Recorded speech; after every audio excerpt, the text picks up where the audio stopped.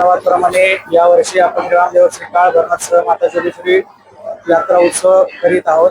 सालाबादप्रमाणे पहाटे सकाळी 10 तारखेला पहाटे सकाळी आपण 7 वाजता गावच्या पाटलांचा गावचा अभिषेक करून घेतलेला असून रात्री 1:51 देवाचा जन्मोत्सव साजरा करीत आहोत.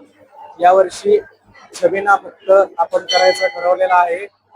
आदरणीय अजितदादांच्या आकस्मिक दुःखनिधना करता त्यांना एक श्रद्धांजली म्हणून आपण यावर्षी तमाशा, संगीत बारी, हंगामा व दारूकाम या 4 गोष्टी रद्द करून त्यांना एक भावपूर्ण श्रद्धांजली देत असून पूर्ण गावाच्या वतीने त्यांना श्रद्धांजली देत असून आपण या गोष्टी सगळ्या करीत आहोत.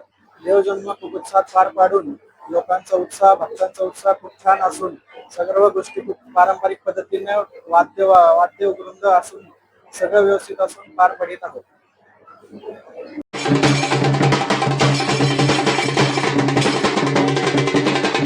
पारंपरिक पद्धतीने इंद्रजित जगदाळे पाटील यांच्या हस्ते श्री काळ भैरवनाथांची विधिवत पूजा, अभिषेक करण्यात आला. यावेळी ग्रामस्थ व भाविक मोठ्या संख्येने उपस्थित होते. यानंतर देवाचा पारंपरिक छबिना मोठ्या उत्साहात काढण्यात आला होता.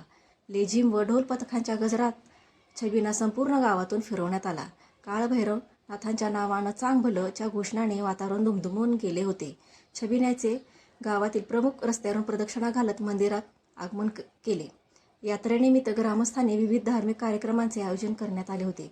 अनेक भाविकांनी देवाचे दर्शन घेऊन मनोभावे प्रार्थना केली. गावातील तरुण, महिला व ज्येष्ठ नागरिकांनी मोठ्या उत्साहाने यात्रेत सहभाग नोंदवला.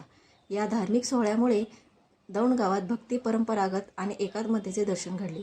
यात्रेच्या निमित्ताने ग्रामस्थांमध्ये आनंदाचे व उत्साहाचे वातावरण निर्माण झाले होते. महाराष्ट्राच्या बातम्यांसाठी संतोष जाधव.